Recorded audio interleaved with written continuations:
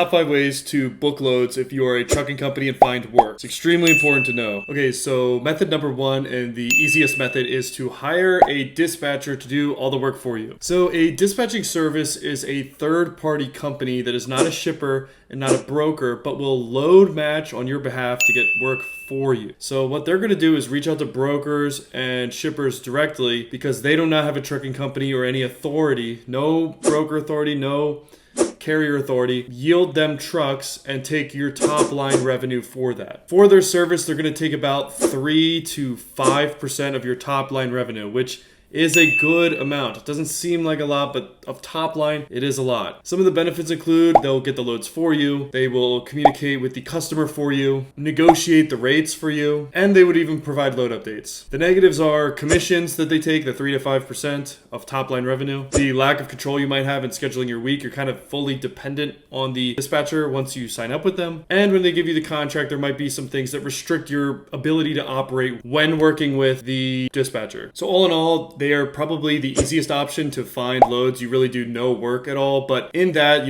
obviously the less work you do, the less you get out of it. Think about it, you're booking a load with a dispatcher who's taking a percentage from a broker who's taking a percentage on them trying to get the lowest rate to do the load. Less middlemen means you make more money. Dispatchers are the most middlemen. Method number 2 for finding loads for a trucking company is to use the load board. So the load board is the method that is most subject to the market. And basically what you do is you go online, you search for loads going out of a certain area, going to another area within a certain distance. Let's say I'm looking for loads from Wilmington going to Dallas, Texas. I can find those loads. Maybe one within 15 miles of pickup, going to within 20 miles of delivery, but there's a ton of competition out there. So the point of a broker posting the load on the load board is to market it to the most amount of carriers possible. So when you're using the load board, a lot of times you're working with different companies all the time, and there's higher likelihood of failure on the loads, and you're competing with more trucking companies. So finding a backhaul with it is very good. Like let's say you have a customer going to Dallas, Texas, and you need a backhaul so you don't come back empty. The load board can work very well for that. I would say do not rely on it for your business, but if you are an individual owner operator, you potentially can rely on it for all your business if you know what you're doing with booking loads and you're in the right markets doing so. Some of the pros are the convenience. It's very easy to find loads on the load board. In a market where trucks are scarce, it could be very good for finding loads that are higher rates than contract rates. And it allows you to stay flexible with when you want to work and where you want to go on any given day, different markets, flexibility. The negatives are there's a lot of fraud out there, so you could be booking a load with a double broker or someone who doesn't even have the load. And scheduling can be kind of difficult. Working with brand new people every day is hard. It's harder than doing dedicated work. But another pro is that you can meet the right broker to do good loads with. And there sometimes are direct shippers on the load board, though it's scarce. If you use them, I would just make sure you're kind of just on there playing around with it all day. And with regard to using DAT load board, in my opinion, is the best. And you can basically just use that one, but there's also Truck Stop, which is good. But a lot of brokers will have their own load boards. To me, I feel like this is a waste of time and just an overinvestment in software because this doesn't really serve the carrier that much. It's more to serve the broker. So as a carrier, I would focus on DAT load board and potentially Truck Stop if you're looking for a little bit more. All right, so method number 3 is working directly with a freight broker. So what exactly is a freight broker? A freight broker has the legal authority to book freight on behalf of the shipper. When a shipper uses a freight broker, it's basically like they are outsourcing their freight purchasing to a third-party company. That third-party company is the broker, and then that broker works with carriers like you. So you might be wondering, how do you meet freight brokers? So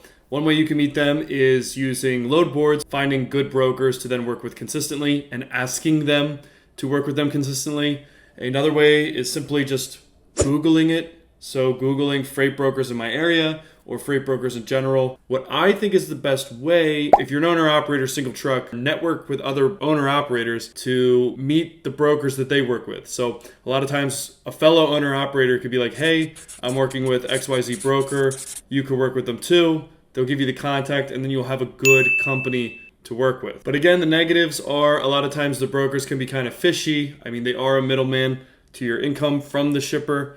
A lot of times they will lie a lot. There's a ton of lying in the industry. A lot of times people think it's the best way to handle things. So it's another thing you'll deal with working with brokers. And the last, probably most negative thing is that the broker is probably making anywhere from a 12 to 30% margin on the load they are brokering to you. So they're not doing the work.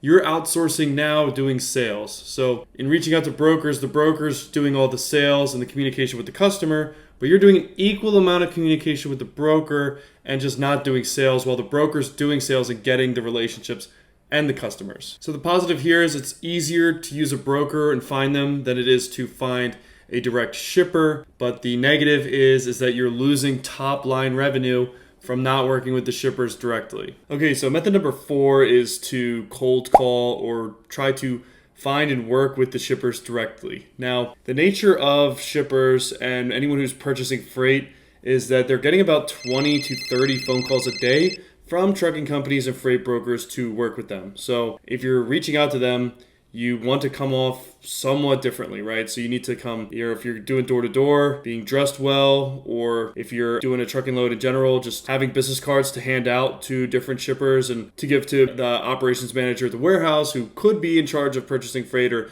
knows the person in charge of purchasing freight. This is a situation, they might keep your card for 5 months just at their desk before they actually reach out to you. So it's important to stay hopeful there. And then the last one is something we've done that's worked decently is just showing up with like cookies, right? So rather than spend maybe like $600 in marketing, maybe just show up with $30 worth of cookies to 20 different places that might have a bigger impact than, Facebook ads or something.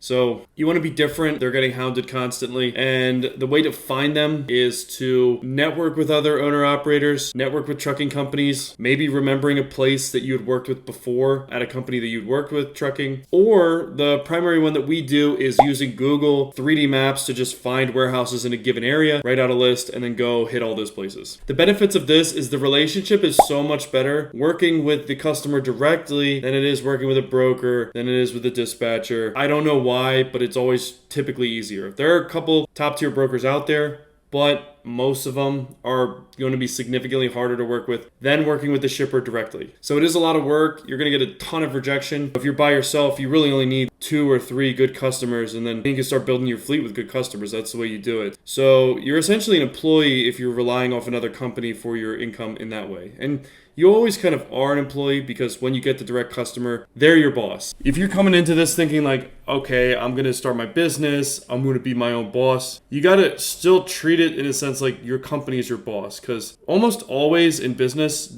what is recognized as the boss is who's ever upstream in your income. Now, if you're doing business-to-business transactions, the business that you're doing transactions with, if they are making up most of your business, they are your boss, and you should treat them like such because it does matter that much. Now, if you're a larger company and you have, let's say, 100 customers, you can treat them a little bit less like your boss, but at the end of the day, the point is to make your customer feel valued and really make it seem like you care about them. But if you work directly with your customer, you will have more leverage than the broker who can just easily give it to someone else. If you build the direct relationship with the person who really has leverage over your income, then you will have more leverage over your business. And the point of starting the business in the first place was to get the leverage over your life. Okay, so working into this with the cold calls is method number 5, and that is referrals. So basically, if you kind of follow what I said in the last point, was that if you treat your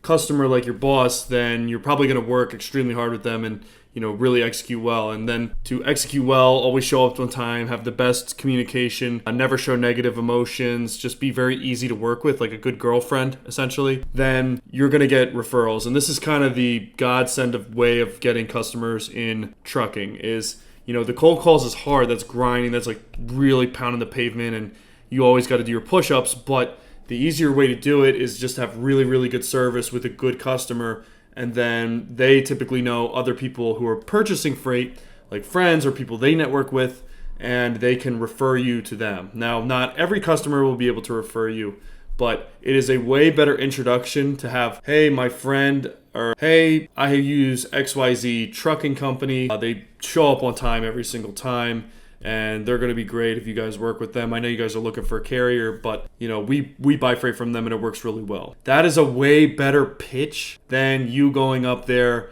and just saying that you're a good company like 30 other companies say every single day. The top of the mountain is to be able to be in a place where maybe you have like 5 to 10 customers, and now you're getting referrals from those customers to more, and then it slowly grows, exponentially. But while you're also doing pounding the pavement, very important. So referrals are kind of the holy grail.